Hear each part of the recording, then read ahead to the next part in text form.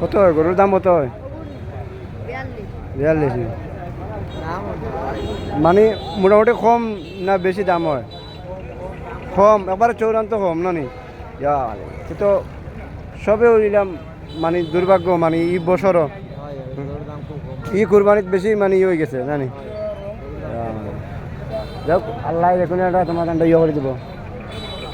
আচ্ছা ঠিক আছে, ধন্যবাদ।